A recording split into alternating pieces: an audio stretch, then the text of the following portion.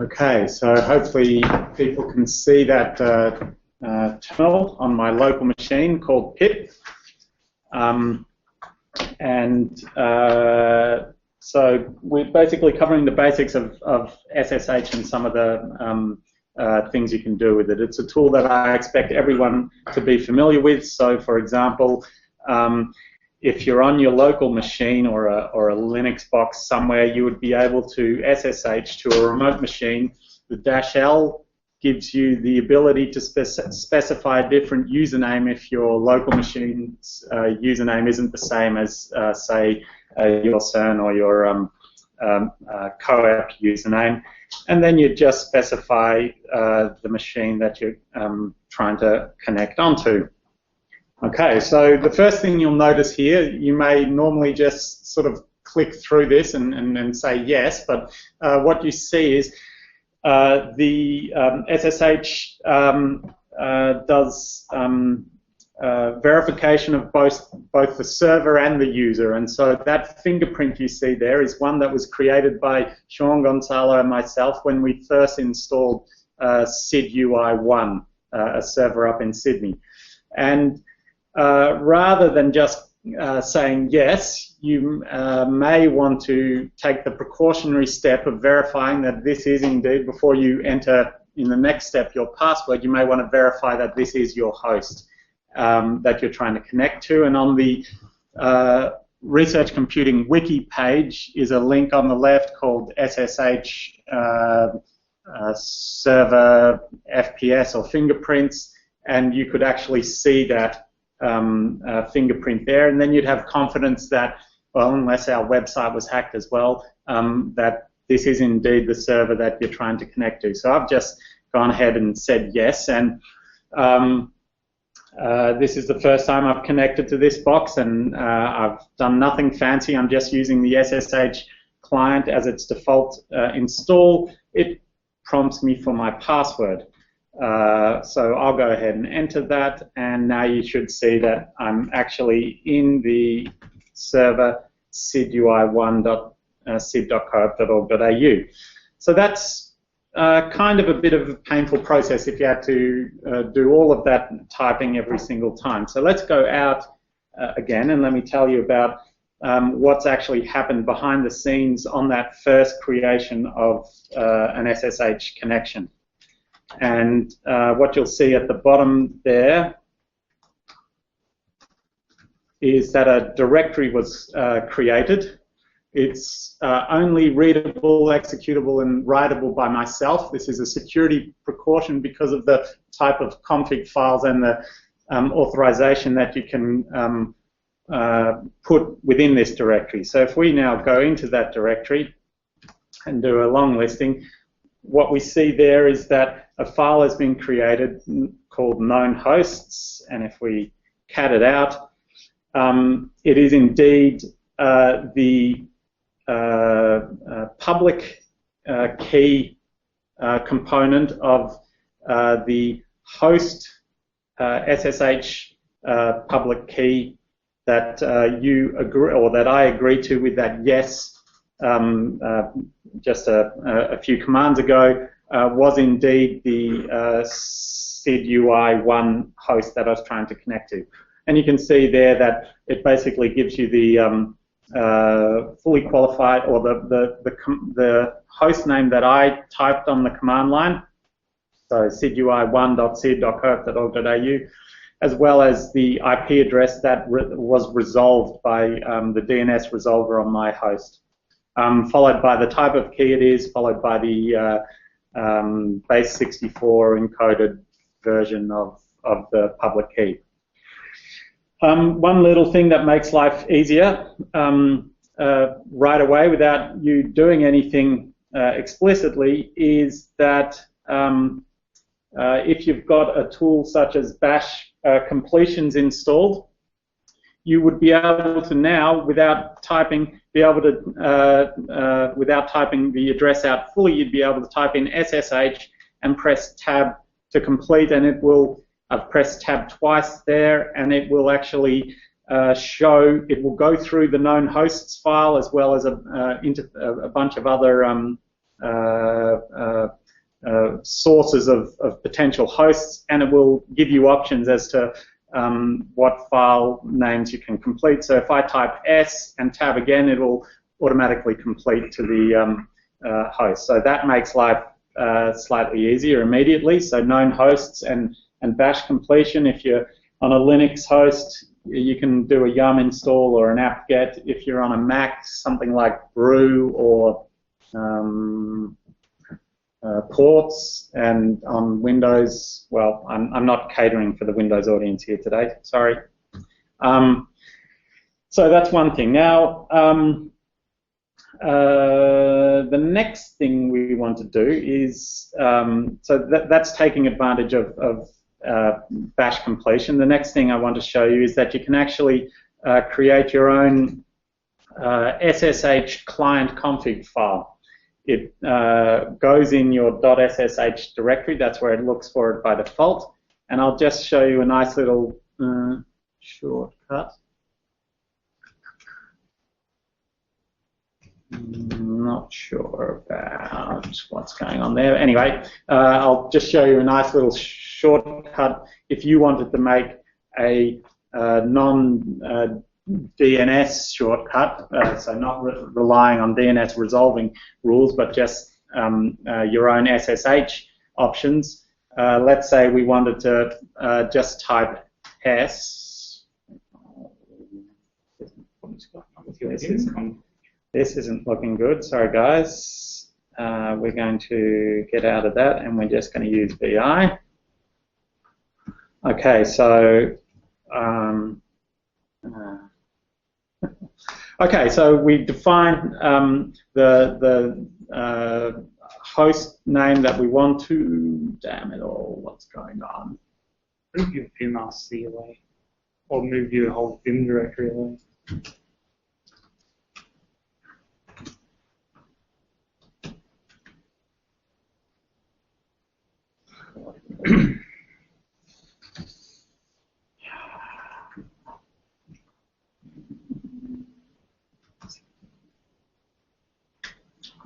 Okay, let's try that again. Okay, so here we go. Host S. So next time we just want to be able to type SSH S. We have to put in a few parameters here. So sid ui1.sid.coep.org.au. I may have a different user, so we can do user. Specify user there. And now when I type SSHS, it should take me to sid ui1, still prompting me for my password. Boom, I'm on sid ui1. Again, slightly nicer, and you can in fact do a lot more within that configuration file than just that. Okay. Next, we'll move quickly on to key files, and this will use public key cryptography rather than the less secure password username password interaction that you've seen me use so far. And the tool we use to get all of this set up is called SSH Key Gen, and in the interest of time, I'm just going to give you the commands here. So we're selecting a publicly key cryptographic type called RSA. We're going to specify at least 2048 bits. I think 1024 is guaranteed to be crackable these days, and 2048 it's up for debate, but some people think it still has a few legs left in it, but otherwise you could theoretically go for something larger. The problem with going with anything larger is the time it takes to do all of the negotiation at the start of any connection. What's the default? 1024. That's the default. In scientific Linux, anyway. Ubuntu may differ. RSA is also the default, right? I think so. Possibly, yeah. I always explicitly specified. DSA is another one, and again, you could read Bruce Schneider, if you really want to get into the cryptographic aspect of this and determine what you're comfortable with. It's come up a bit actually on the forums because of NSA and the snooping. So some people are going for 4096. So this command here will generate your private and public keys for use with SSH. As you can see, that's the default location in your .ssh directory, and because we're using type RSA, it's ID_RSA. I'm going to leave that as the default. Test. You should use now. Actually, important there. It's good that they don't use the word password there. It is a passphrase, and as I'll show you, or you'll discover later, you rarely have to type this in on multiple times a day. So you should actually make it a phrase, make it something long, and with all of your normal password things. But it's not a password that you're going to have to type in often. So passphrase is the good term. Okay, next. So what that's created is those two files that you see there, idrsa.pub and idrsa. If you want to verify, if you already have all of this set up and you can't remember doing it and you can't remember what strength key you used, you can actually determine that using SSH keygen as well. So you just use the -y flag and you specify the file you want to check.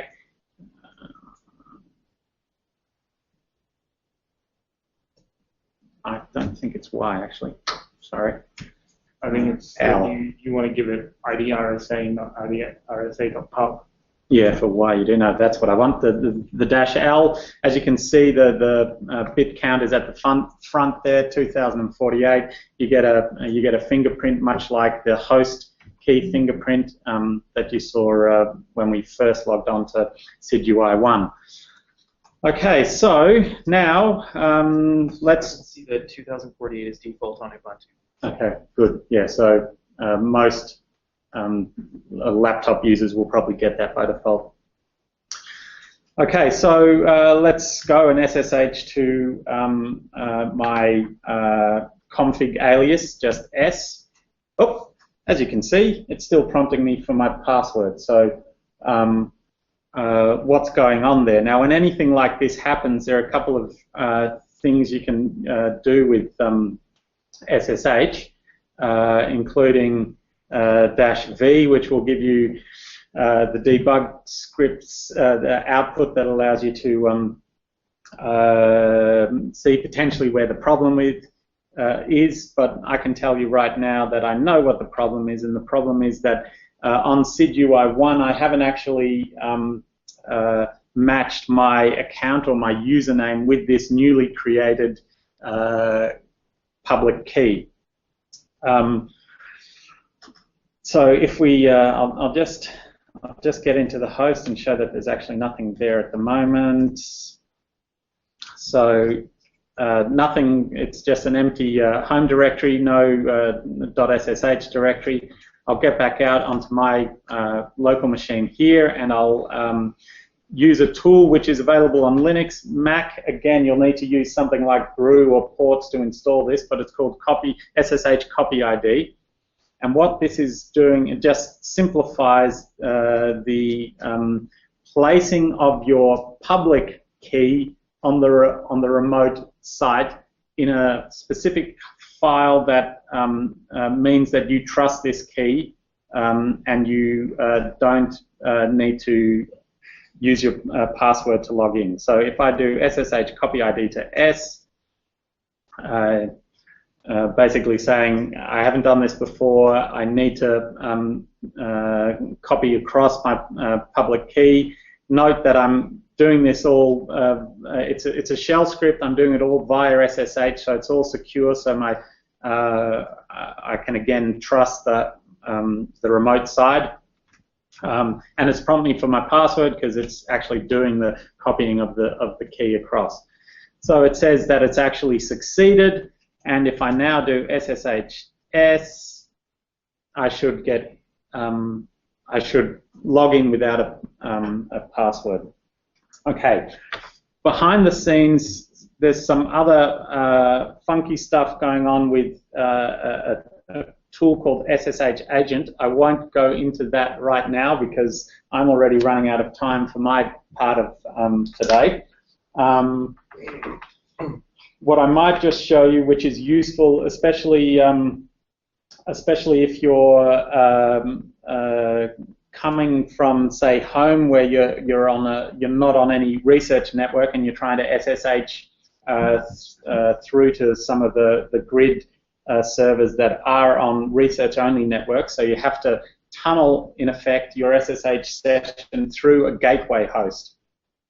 You can do it all from the command line, but if you're going to do this, often I again recommend that you use this .ssh/config file. Let's go vi again.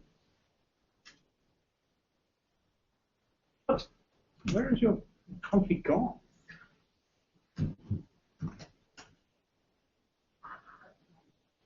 Anyone? You gotta love live demos. Use Nano instead, maybe. Do I have Nano? There we go. Okay.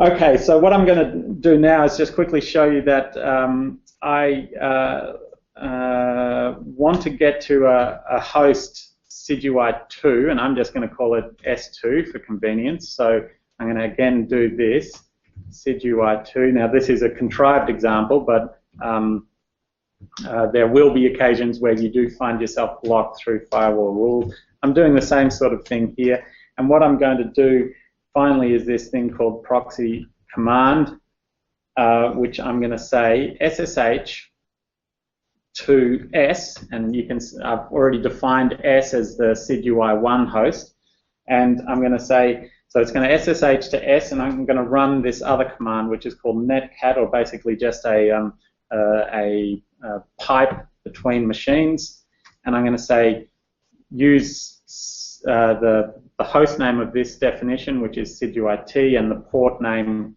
of the standard connection. And now, save in Nano, anyone? Control X, Control S. Control X, Control Y. Yes. Cancel, quit out of this. Control X, Control C. Control C, exit. Oops, no, Control X. Control X, there we go. Save modified changes, yes. Get me out, there we go. Okay, cat config.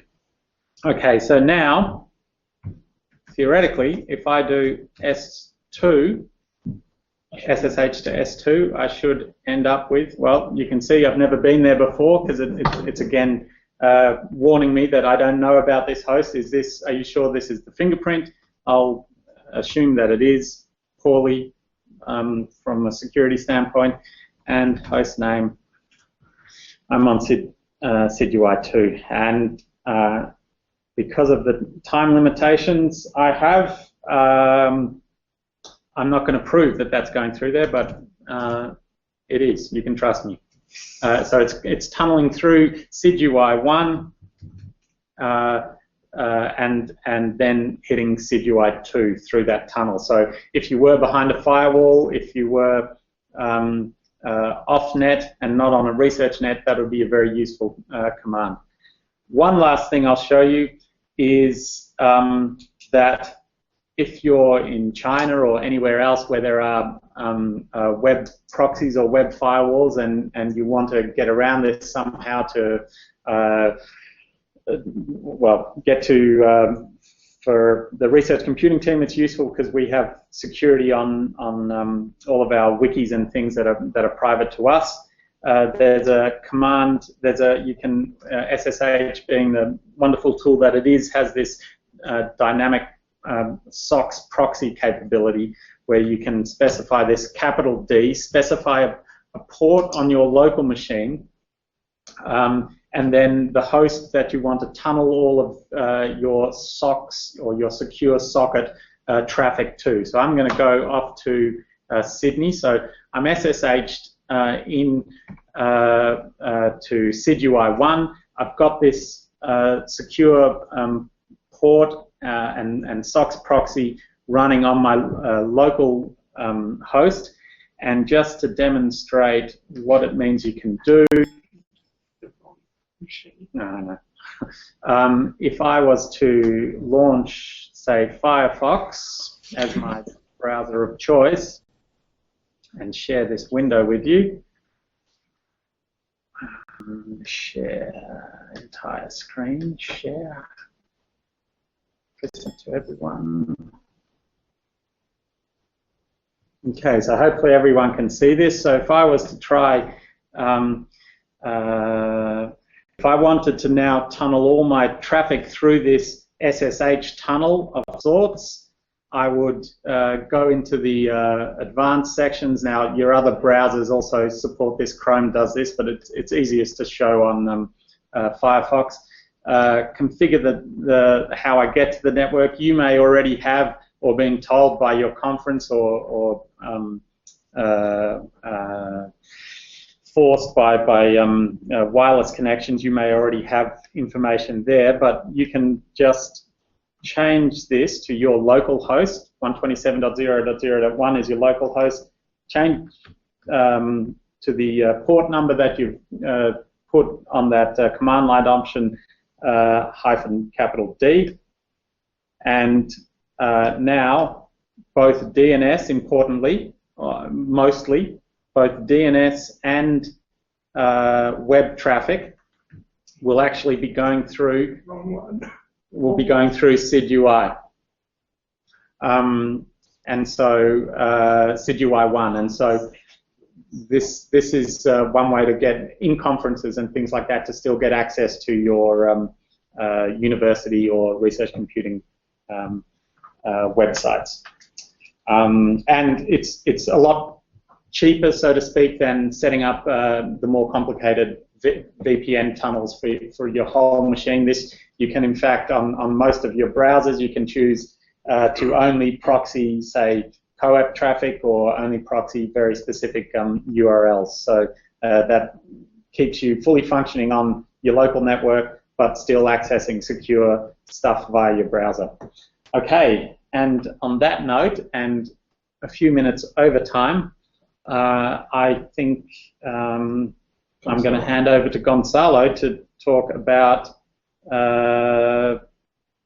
Gitlab.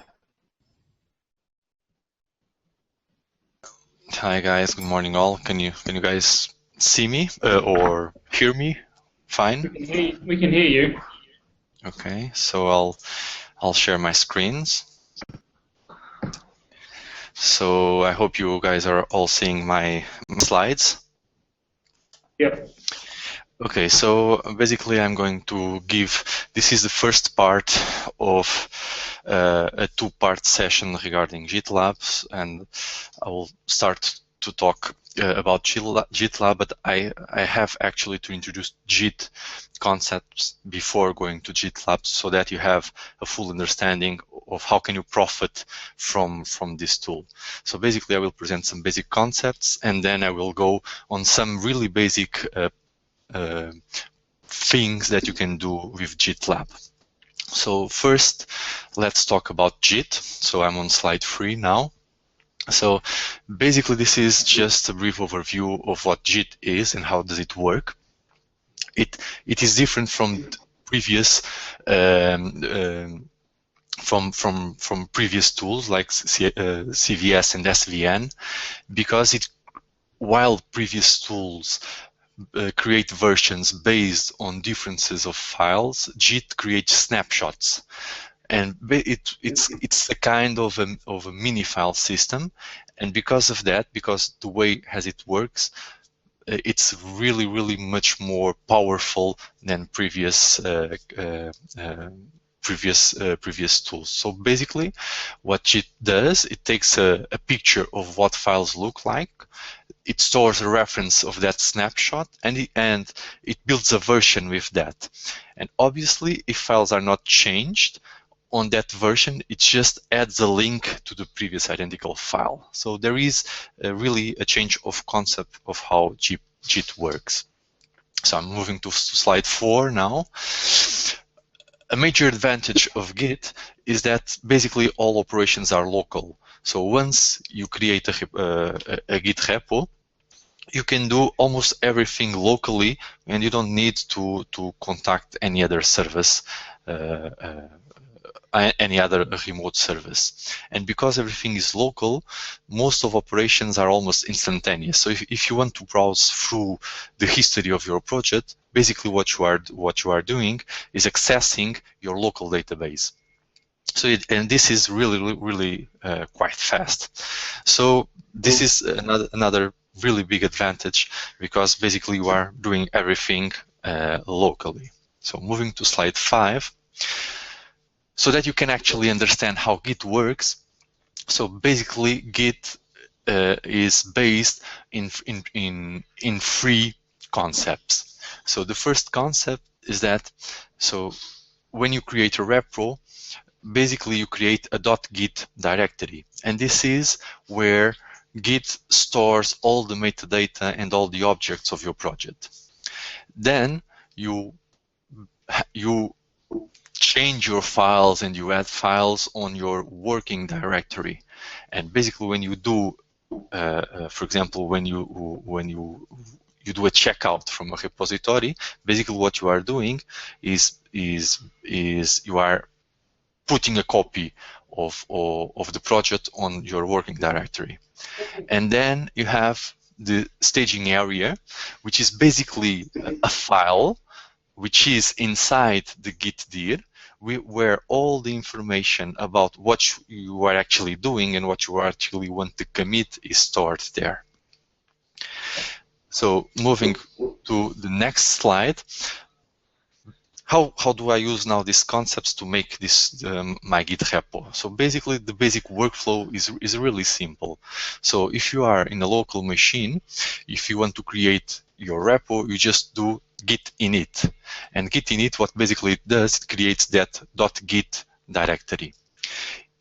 If you want to basically check out from a remote repository, what you would do is a git clone, and then the link or the address of that repository. And basically what that would create was that Git directory plus all the files that are in the Git repository. Then the next step is that you want to modify the files in your on your local directory, and once you are done about all the modifications, you want to stage those files, and to stage those files, you will do a git add, and you can give actually the individual files or the directories that you have just modified. And what that does is basically it creates a snapshot of your project and adds them to the staging area. And then to actually store that or create a new version of your project, you have to do a commit. And to do that, so you just do a git commit -m if you want to add actually some comment.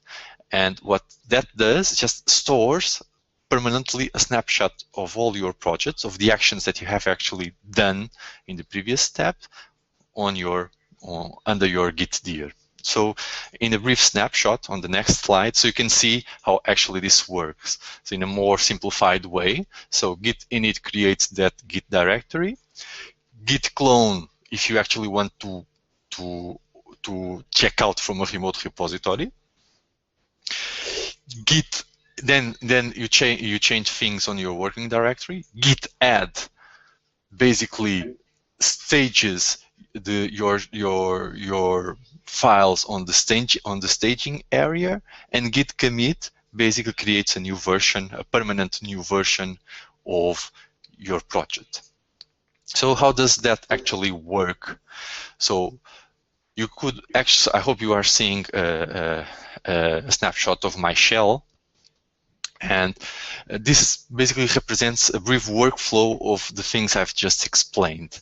So first, what I'm doing here, so I create a directory which is called my first directory. This is just to actually, and I go into that directory, it's my working space where I will create my Git repo. Then my second command is git init, and git init, what actually it does, it creates that .git dir. So it initializes my repository. So starting from that point, so I have a repository created. Then I just create some files. So basically I create a README file with some content. And when I do git add and the name of the file, I'm actually staging that file into my staging area. I'm saying to Git, look, I want this, I want you to know that I actually modified this. And finally, when I do a git commit, I'm actually transferring things from my stage area to the Git repo. Okay, and at this point, so I actually created a snapshot of my project I've just created. And if I actually just do a listing of that working space, you can see the file that I've just created plus the .git dir, where all the metadata and all the snapshot of the project is created. So now with this brief introduction about how Git works, so I think we are ready to actually go to GitLab. And basically what is GitLab? So GitLab is a web front end for the management of Git repos. So it's probably for some of you guys who actually already work with Git repos, you have heard about GitHub. GitHub is a public tool which does the same kind of work. But if you actually want to have some private repositories, you have to pay. So that's the difference. GitLab is more used in private companies for the same purpose of GitLab. And it has several different capabilities that we actually are going to explore today and then on the second part of the tutorial. So moving forward, we have the research computing team have actually enabled a GitLab tool for you guys to start using it, and the address is the one that you see on the top. And automatically, because we have configured the tool like that, you should have immediate access to it using your CoEPP credentials. So if you just under that CoEPP authentication, you just put your username and the password and your CoEPP password, you should have immediate access to the tool. So the authentication is centralized with the CoEPP authentication tools. But if you want to actually do some work and collaborate with persons which are non-CoEPP members, this is also possible. They just have to create an account on the tool. Obviously, this user has to be authorized by the administrators, myself, Sean, or Lucien. We will query the persons or some of the users if this guy should be allowed or not. But once that bureaucratic procedure is done, he is treated by the tool as any other CoEPP user. So once you log in, so this is actually the user home where you are redirected to. And the first thing that you actually should do is to set your profile. And you can do that if you on the menu on the top gray bar of the tool, you have several icons. And if you actually click on the icon which is now highlighted by a red square, a red dash square, that will redirect you to the profile settings. And on the profile settings, this is actually the menu or the things that you can add about yourself, basically your information. The important things is your name and your email. But besides that, that should be actually, if you are a CoEPP member, that should be automatically filled already. But the really important thing is to add your SSH key, okay, and your SSH public key. And you can do that clicking on the key icon on the left gray bar. So the icon is highlighted on the slide. And when you actually do that, so you are redirected to this to a web page where you can actually insert your public key. So now that's where the things that that Lucien explained enter. So you can actually basically you can just cut and paste your public key. Don't cut and paste your private key. Your private key is your own only. So you just cut and paste your private key, your public key. And this is the mechanism where you actually do commits to a project which is in GitLab. So basically, all of this is done through SSH.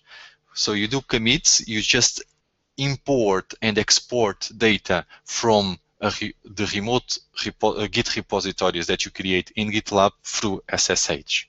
So this is actually the first step that you have to do in GitLab once you log in, is to enable your SSH public key. Without that, you can actually not do anything more. Then the second step that you actually would like to do is to create your first project. And to do that, you can create your first project going to the top menu and hit the plus sign over there. There are other ways to create a project, but basically that plus sign is always there on that top menu so that you can actually use it all the time. So hit that sign, and once you do that, you are redirected to a page where you have to fill some information about the project.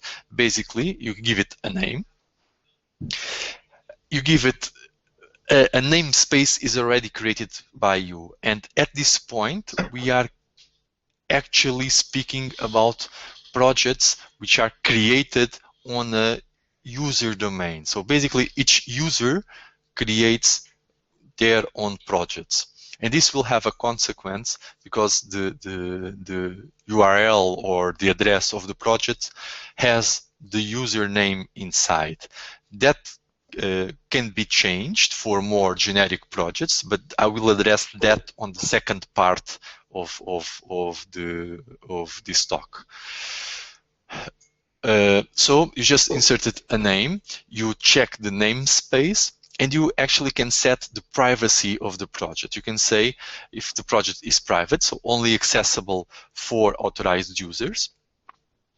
If it is internal, basically it can be cloned by any user on the system, or if it is public, if it can be cloned without any kind of authentication. And then you just hit create project, and what GitLab does, automatically it redirects you to this page where you actually can see on the top the access link of your project. So you can see that my name is actually on the access link, and then it gives you the instructions on how to basically create your repo.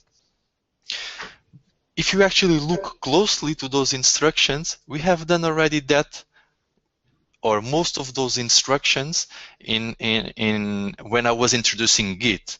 So basically, the first basic steps is just to create your local repo, and only the last two instructions is explain on how to basically add your local repo to a remote repository in GitLab. So just to recall you, so these were the instructions that we actually did when we create our local repo in our PC. So git init, we create the README file, we did git add, and then we did commit. And now what is missing to actually add our repo in a remote repository in GitLab is just to do a git remote at origin, and then the address of our project, of our repo. So basic, and then do a git push. And once you actually do these two instructions, you are flushing or pushing all your local repo data to a remote Git repo, which is stored in GitLab. And once you do that, if you actually hit that button which is highlighted on the slide, so that actually redirects you to the home page. And now your home page is slightly different. So basically now your home page is different from the time where you log in, because you already have created a project, and you can see basically now your home page presents you some of the your activity, the activity that you actually have done already with the tool. And if you want to see the projects which you actually have created, you just hit that highlighted button, that cube on the left menu. That redirects you to a new page. You can see your project there.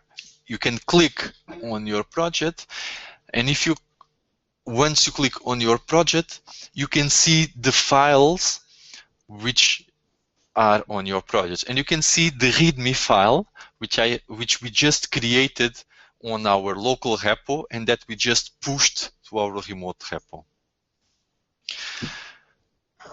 So the next step is, for example, I want to do some more stuff. I want to add some more files to my local and repo, and then push those files to my remote repo. So I go back to my PC where I have my local repo, and for example, I can build a second file or whatever. In this case, I'm building a kind of a configuration file called file.conf, which is just a text file. It could be whatever you want, a C program, a Python program, whatever you want, a directory. The tool doesn't care. And what you have to do, again, you just have to commit it locally. And we already know how to do that. So we do a git add, the name of the file, and a git commit. And what that does is just commits our changes to our local repo. But now we want to push it to our remote repo. And because we already have actually initiated our remote repo, the .gear directory actually knows that there is a remote repo associated with our local repo. And the only thing that we have to do now is just a git push. And once you do a git push,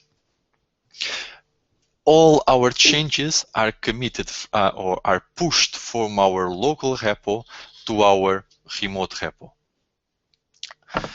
And you can see, basically, this is all the log that it shows, but at the end, you can see that everything was basically commit to Goncalo / my first project.git. And now, if you actually go back to GitLab, and if you actually try to see the files under your project, now you have the file.conf over there. Another nice thing that you actually can do with GitLab is to have a map of all the activity, of all the commits and all the branches that you actually can do. And you can do that basically hitting that graph icon on the left menu, which actually shows you all the history in a kind of map form. This is good when you start to have different branches and many different commits from different persons. And finally, the last thing that I want to show you is actually how to, so I already told you how to build your local repo, on how actually to push things to a remote repo in GitLab. And now I want to show you how to check out from your remote Git repo. So if you are still inside your working directory, where you have that git dir directory created and up-to-dated, if you want to get the latest versions which are on your remote repo, you just do a git pull. And a git pull just basically compares what you have on your local repo with what you have on your remote repo. In our case, both things are synchronized, and I just receive a response saying that everything is up to date. Now, look what I'm doing. I'm going to a different working directory, which I've called my first project copy. And this is something I'm making from scratch, so I don't have that git dir there anymore. And if I actually want to check out from my Git repo, I do a git clone and the URL of the project. And what that does, basically, it creates it replicates what I have in my remote Git repo to my local directory. Okay, so if you actually, so once you create things locally, you upload it to your remote Git. You can actually delete, if you want, your local things, because you can always recover it doing this kind of checkouts. And finally, I just want to finish with how to add members to a project. So if you are still on the project view, you can actually go to settings, which is the icon highlighted on the left bar there. You enter in a new page and you select the users icon there, and when you select the users icon, you can basically, you are redirected to a page where you can add new project members to your project. And once you do that, you can actually search and add for all members, for all registered members in GitLab, and you can define the level of access to your project. If it is a guest, basically a guest can only see, it has some kind of read-only permissions. He cannot check out, he cannot do commits, he cannot do anything until the higher level where a user can do almost everything to the project which is owned only by you. And basically I would finish for now. So this was just a brief introduction of what you can do with Git and with Git in GitLab. And the next, probably the part 2 of this tutorial, which will be done next time. So I will talk about how to create groups, project groups, and how to do tags and branches. I will talk about webhooks, on how to manage merge requests, and how to track issues in your code inside GitLab. And basically, that's it from my part. Thank you very much. I think we, again, due to time constraints, I think we quickly go across to Sean's presentation and leave any questions people have to the end. So if you could just jot them down and save them up, I'm sure we'll be happy to answer them at the end.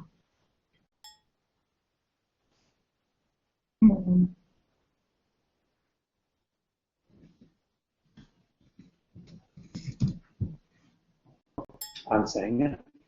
Oops.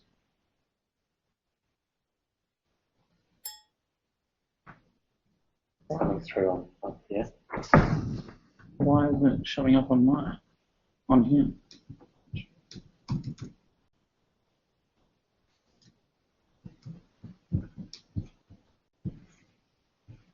I'll leave the room the next time. Come back in. I can do that.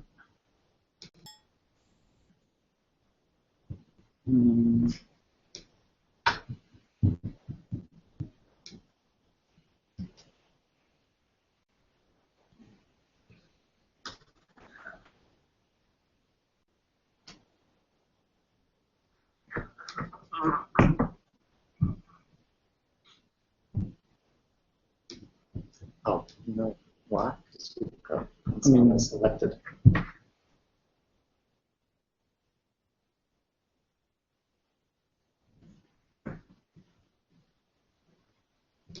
That's not.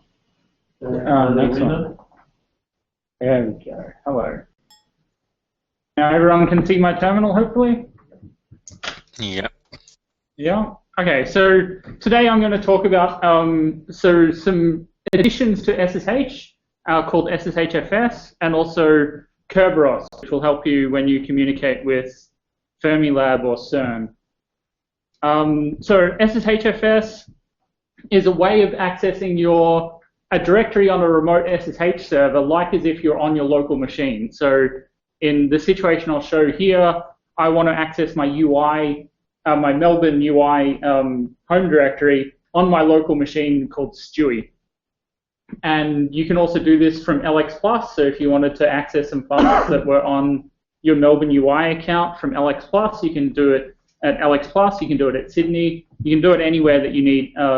All you need is your SSHFS client installed, which Sydney has got it, Melbourne has got it, and can be easily installed on most distributions. The good thing is that if you've followed Lucien's guide about adding your SSH public key to remote servers, it's passwordless as well, so you don't even have to put in your password. So I'm just going to jump across to CXIN, one of the cloud machines, and just show you my home directory on CXIN. So you can see some directories there. Maybe I want to get access to the IO data directory on my local machine. So the first step is to create a directory on your local machine where you want to store, or where you want to access your remote files. So I'm just going to create a directory called melui, and I'm going to initiate the SSHFS client. So it's just SSHFS, the machine that you want to communicate with, so cxin.cloud.co.au, the directory that you want on that remote machine, and where I want to put it on my local machine here. It didn't ask me for a password because I followed Lucien's guide, and now if I go into melui directory, hey, look at that, it's exactly what I saw when I SSH'd onto the remote machine. So I can now go to my IO data directory, have a look at what's there. I can touch files. I can remove them, just like as if you were accessing the files directly from your remote SSH server. Just a kind of a warning that sometimes it can be slow. Like normally it's not, but SSHFS is putting more overhead on the encrypted terminal than what SSH does normally, and so it can be slower than just looking at the files over SSH, but normally it is really quite quick. Just a word of advice always to unmount when you don't need it. So there's a command called fuser mount -u, and then the directory that I mounted my SSHFS in, and then that just closes the directory or the mount after I'm finished with it. So that's SSHFS. That will work on all of the Melbourne UI machines. But we all realize that sometimes you have to communicate with LX+, and sometimes you want to do that without using a password.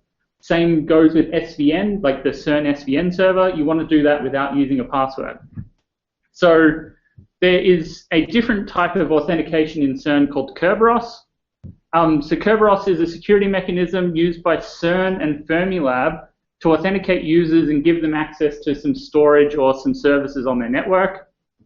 Kerberos is a ticket-based system. So what you actually do is you check out a ticket from the service that you're trying to connect based on some agreed credentials that you pass to the Kerberos server.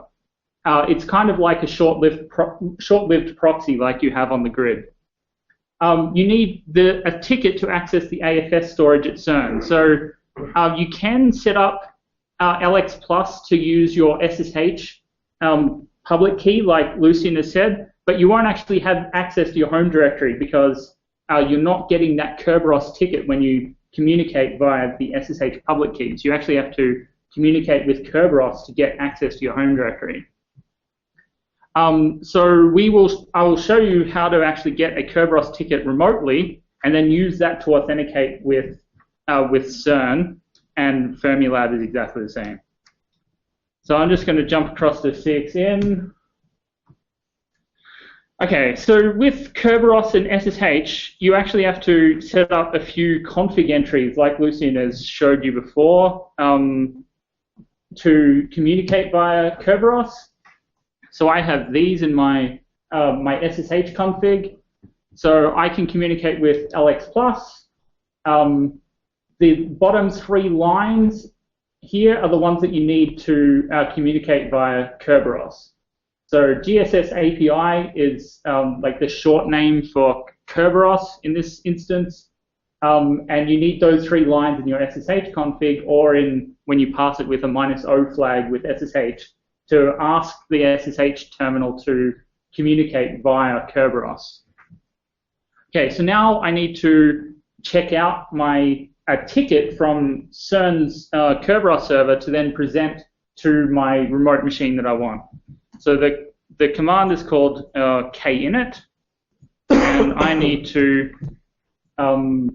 give it my CERN username, so it's scrosby, and then @cern.ch, which is the domain or the realm in Kerberos speak, and that has to be in capital letters. So for CERN, you have to do CERN.ch. So it'll ask me for what my CERN password is, and if you got it right, it will just return. Now that gives you a Kerberos ticket, and I can view my Kerberos tickets via klist, and you see that I actually have a TGT, which is called a ticket granting ticket. And a ticket granting ticket is something that I present to the remote service saying, hey, I've been authenticated via Kerberos, please give me access to your service that I want access to.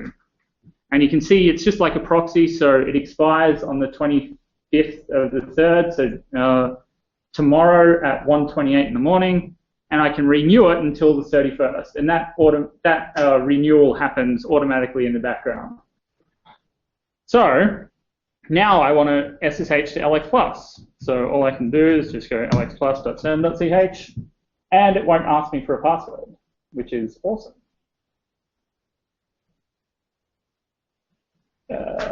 Come on. Hey, there you go. So that has given me access to LX+ without a password for the lifetime of that ticket granting ticket. And with my SSH config, not only do I get access to LX+, but I get access to SVN, I get access to Git, all using my Kerberos credentials. And not that we advocate doing this, but again, like a proxy, you can share that ticket granting ticket with others if you really want them to have access to your LX+ account. But we're not telling you that you should actually do that. So with the ticket granting ticket, as I said, that you actually get a ticket for the services that you communicate with. So if I do a klist, I now actually have more tickets than what I had before. So I used my ticket granting ticket to then get a ticket to communicate with LX+, the machine that I actually communicated with, so 0040. So I used the ticket granting ticket to get a ticket for LX+, that then allowed me to get access to that service. Okay, so that's like the easy kind of Kerberos communication. There's another one that has been a kind of contentious issue in the past with especially some people here in Melbourne. What happens if you want to run an LX+ job that reads and writes from your home directory, but you want to do it in a screen terminal? So you want to be able to log out of your session and then connect back after the job is done.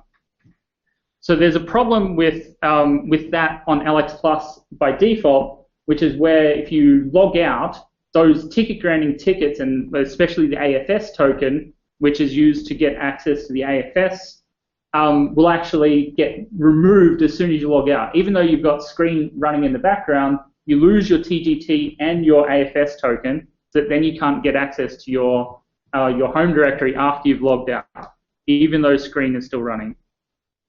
So the solution is a program or a system called PAG-SH, and a PAG is just it's a process authentication group. So what you need to do is you need to get a new AFS token after you've logged in that then won't get removed when you log out of your original session. So just to bring you up to speed with AFS, so I have my Kerberos ticket, so I have my ticket granting ticket, which is exactly the same as the one that I have on my local machine after I did KInit. But then I also have this AFS ticket. That AFS ticket then gives me an AFS token. And you can see your AFS token by the command called tokens. Now, that token is the thing that gets cleaned up when I do a logout of LX+, even when I'm in a screen session. What I need to do is get a new token. And I can do that by moving to a different PAG group by just running PAG-SH. I think I need to specify what shell I want. Okay, so I've moved to a different PAG, a process authentication group, and it's telling me that I can't access my home directory, which is indeed correct because I've lost my AFS token, but I can get a new one just by doing aklog.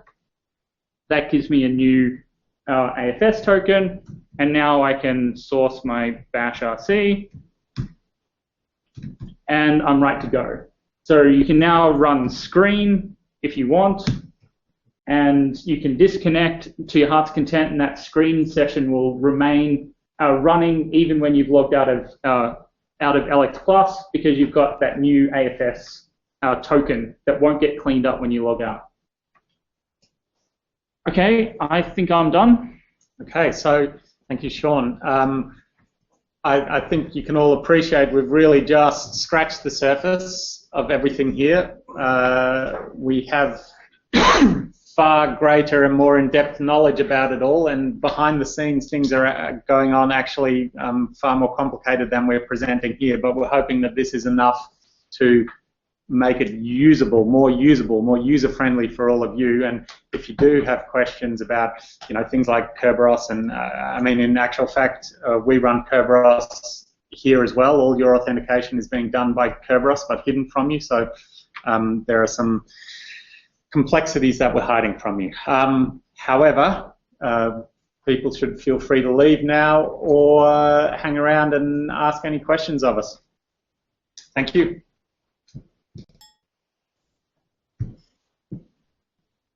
Question. Yes. One problem I see a lot is people being asked for their password when communicating with CERN SVN. Yeah. I don't have that problem. For some reason, I have some magical settings in my config file. Yeah. I went through this several years ago and fixed it, but I'm not exactly sure what I did. Yeah. So there's two ways that you can get passwordless authentication to SVN. So when you log into LX+ with a password, you automatically get that Kerberos ticket. So if you then added those 3 lines that I added to my SSH config in your LX+ config, your SSH config on LX+, then you would get immediate passwordless authentication to SVN.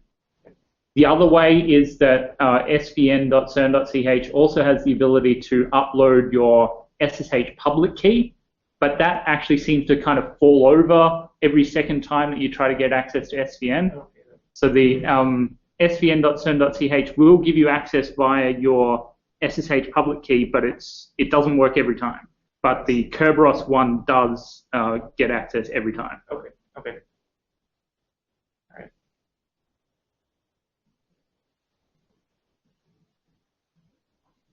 Any other questions? A question about Gitlab, actually. I saw that in a future tutorial you'll talk about merge requests, kind of like pull requests in GitHub, but I was wondering if that's possible. Is forking possible with Gitlab? Can you go fork someone's project and work on it and then make a merge request later? Or Good question. Do you know that, Goncalo? Yeah. Yes, it should be working. So I didn't address that because I call it an advanced functionality, but it should offer the same capability as a pull request in GitHub for the ones who actually don't know what it is. So imagine that you have someone which have checked out your repository. It works on some changes on your repository and then wants to push those changes to your repository. And what he does, basically, instead of actually pushing things directly, he does a merge request. And a merge request, it's something who has to be authorized by the owner of the project. So it's something that the owner of the project goes there, checks the changes which have been requested to be added to the project and authorize them or not. So this should be working in principle. Myself, I haven't tested, but the documentation say it works, and this is something that I want to address on the second part of the GitLab tutorial. Yeah, and I think we're probably, as a research computing team, as we get a few more part-time sysadmins, going to be utilizing that for our Puppet configs, where they're welcome to suggest changes to our firewalls, but it'll be approved by one of the core team members. Okay, nice. As a workflow. Yeah. Okay. Anything from Adelaide, Jack? Well, yeah. So Anam and Dylan here have been struggling with the KInit thing that we just went through. They were getting asked for their credentials of atlas@unimelb.edu.au. Is this because they've not added the right place, or you guys know this? Yes. So KInit, I guess that's what you get. Yeah. So the default realm in our Kerberos config is atlas.unimelb.edu.au, which is the authentication realm that we use here internally for all CoEPP services. Yeah. So if you don't put the @cern.ch after your username, you will try to authenticate against the CoEPP servers. But if you do add the @cern.ch, then you'll authenticate against the CERN server. And that will ask for your CERN password then, if you've put against CERN. Okay. Yeah. I apologize for the realm name. If I had my time again when I was hardly setting this up in 2011, I would have chosen coep.org.au, but I didn't have access to it at that stage. So. This is fine. I mean, yeah, we can go through and change that. Make sure that works.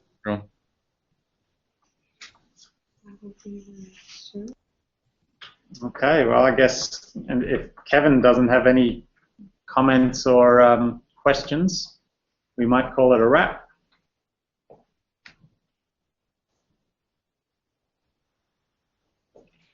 You will provide, or have provided already, and I don't know where they are. But no, it's been very useful. Thanks. Excellent. Yeah, okay, so we'll the slides will be up on our wiki, rc.coep.org.au. On the left-hand side, you'll see presentations. You'll also see links to some previous talks about some of the basic stuff, and in fact some of the more advanced stuff. So if you can't find it there, you know our email address. So give us a hoy. Thanks all for attending. Appreciate it. Thanks, guys. We'll try and think of some things for the next meeting. Excellent. Thanks a lot. Cheers. Yep. Okay, see you guys.